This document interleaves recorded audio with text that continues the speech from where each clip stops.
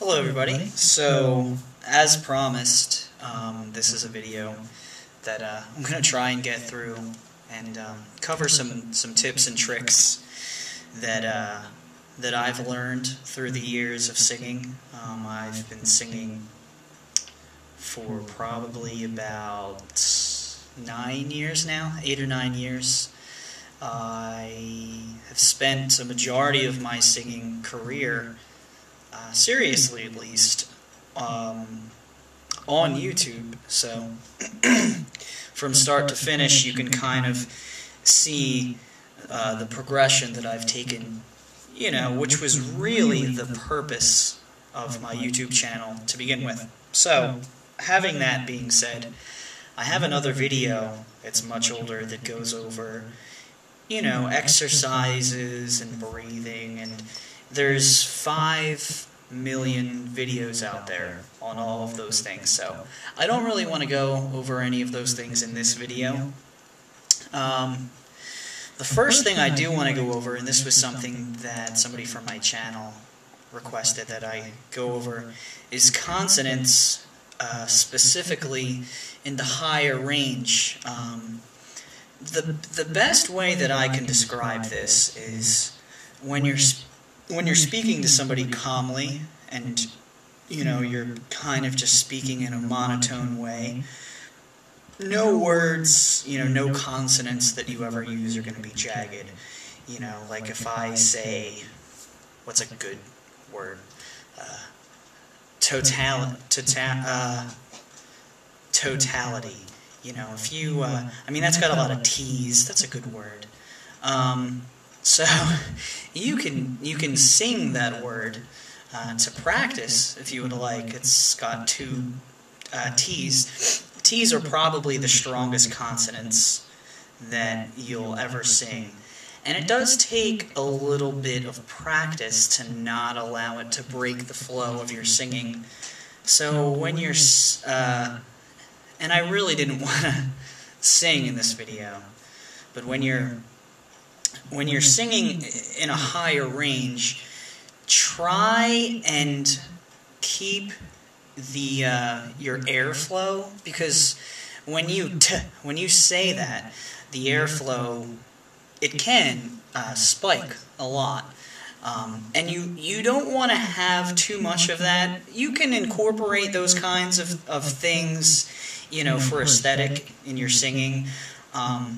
But when you're singing like passages in the higher range, you really want to make sure that you make it as fluid as possible. That'll reduce strain on your voice. That'll make sure that everything that you sing, it never sounds disrupted. And that's really hard to do. It takes a lot of practice. But, words like totality or, totally, that's only got 1 T. But, I think you kind of get the point. You really just have to focus on not disrupting the flow of your singing. It's all connected. You hear people talk about breathing, but it really is one of the most important parts of singing. And I won't elaborate on that further because there's a lot of videos out there on breathing techniques and things like that.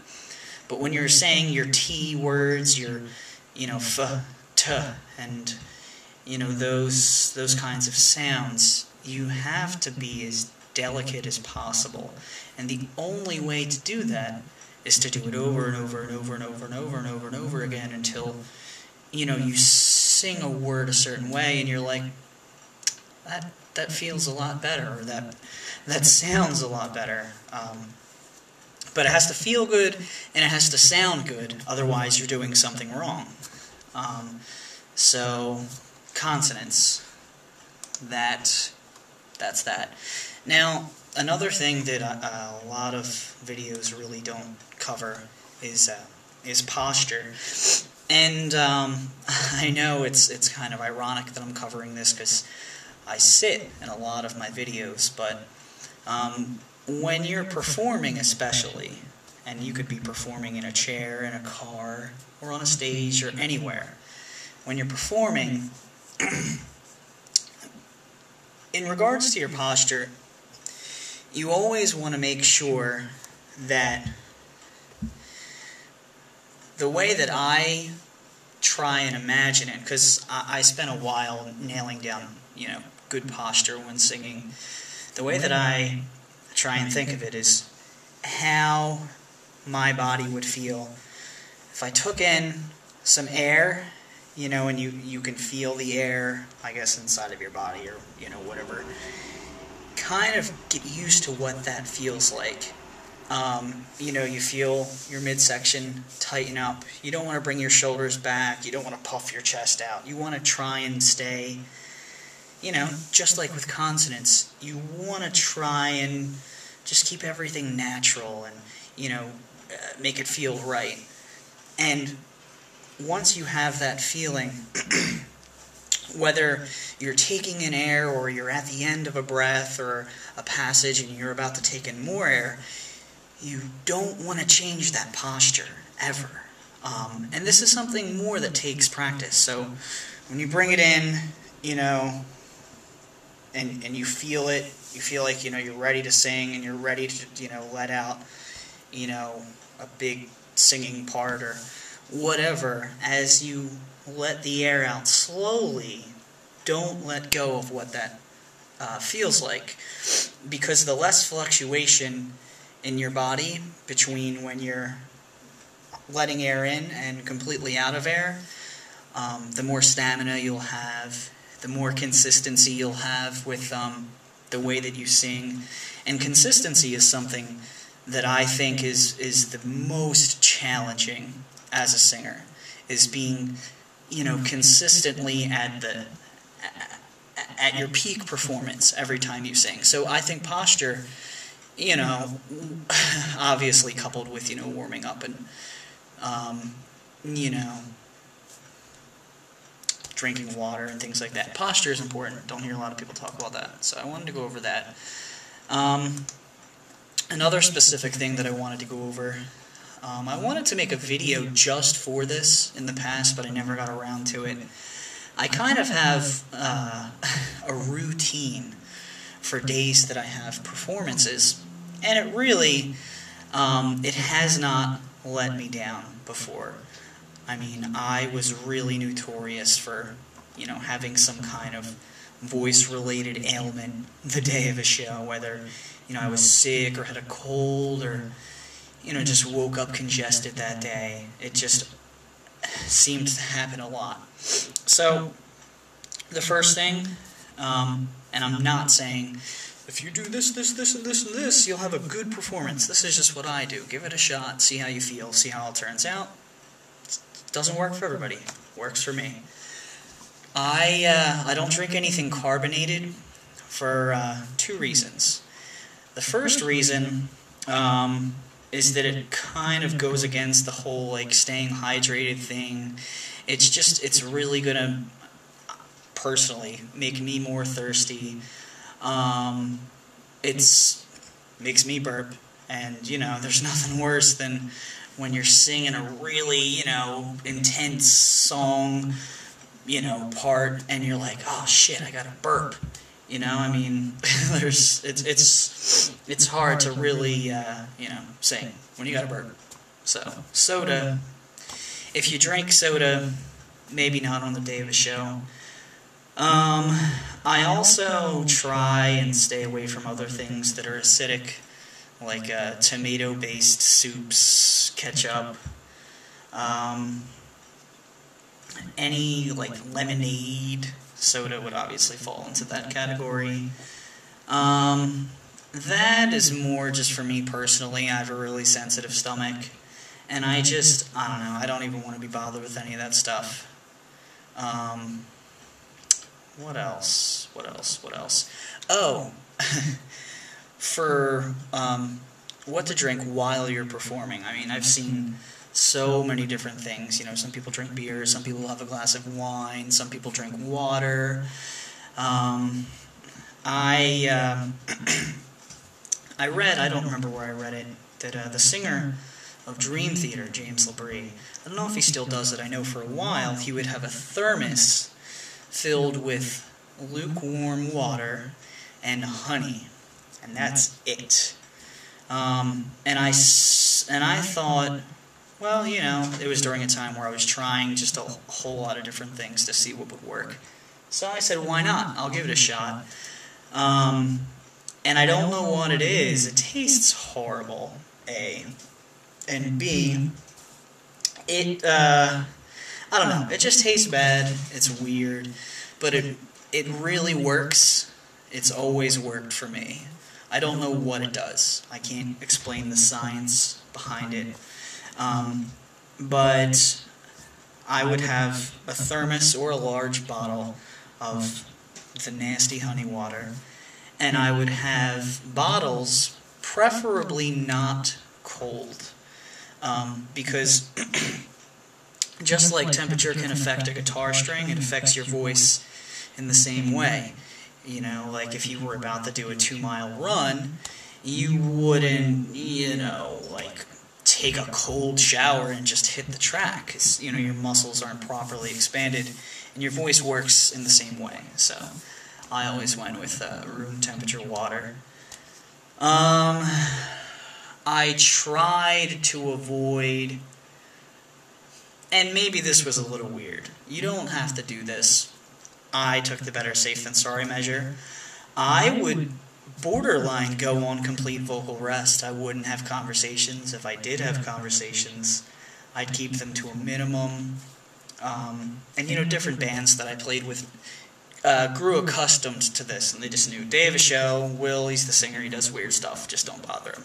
He's just going to go sing in that room and drink nasty shit and not talk to anybody. And he's going to get on stage and do a good job.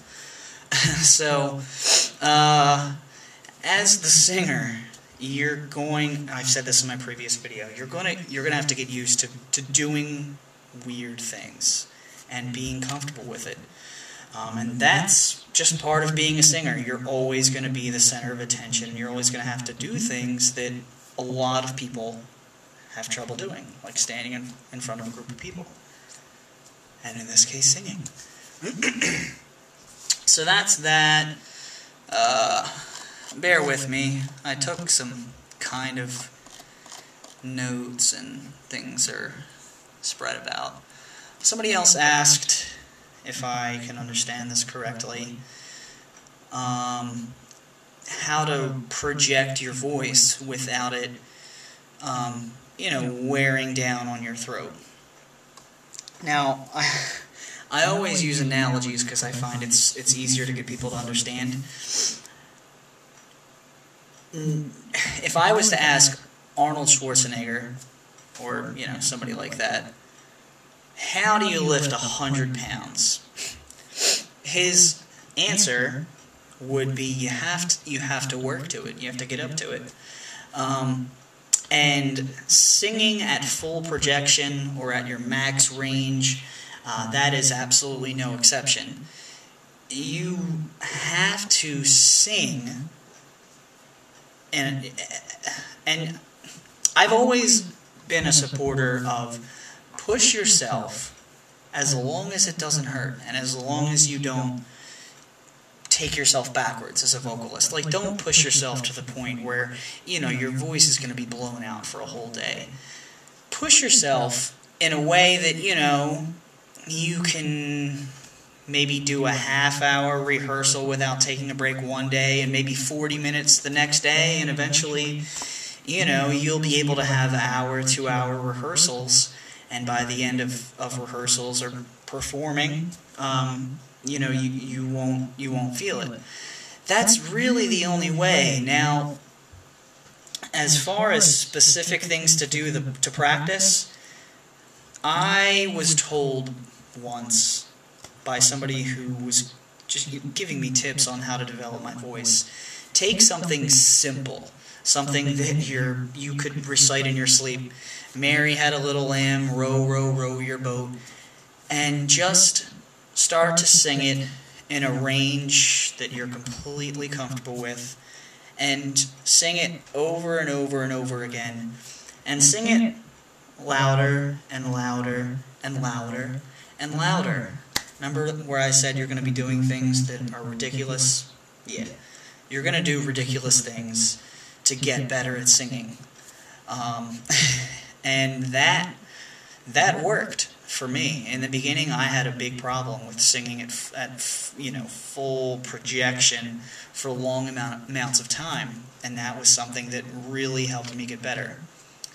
As far as people that, more than just performing, I have a lot of people ask me questions that are specific about just making YouTube videos. Should I do this? Should I not do this? How do I get, more viewers? How do I expand my audience? What do you think of this video? The best advice that I can give people is throw yourself to the wolves completely. Within reason, sing something to the best of your ability. Don't beat yourself up about it. Just sing anything. Throw it up on YouTube and see what people say. A lot of people might come by and be like, "Oh yeah, you suck, you're stupid, you're fat, you sound like," and they'll name some animal or something. I've gotten a lot of that. My block list is huge, and I haven't touched it in like 3 years. But you really just have to allow yourself to get beat up and criticized and put under a microscope. But most importantly, you have to be able to take advice, and you have to constantly want to achieve better. You don't ever want to find yourself recording something, having 10 people say, "You know what, that was just okay," or "That wasn't really that good," but you're in your mind thinking, "Oh yeah, that was good, that was great." You don't want to do that, because even if you lie to yourself, I think somebody could upload an absolutely perfect video, and as long as you always are under the impression that you could do better, then you will do better. You eventually will. I know that sounds cliche and, whatever, but it's true, especially with singing. I mean, it's limitless. You are bound to your range restrictions and things like that. I mean, we all anatomically have our own natural range that we kind of have to, sing within, whether we like it or not. But other than that, I mean, you can be the master of your own craft. It's just a matter of how much you apply yourself. So, before I blab on anymore and bore everybody to death, that's all I have for now. I know it's been, kind of a long video, especially considering I haven't sang anything. But expect more videos soon. Don't forget to share the video if you feel as though it was helpful. Like, subscribe, all that good stuff. Thanks.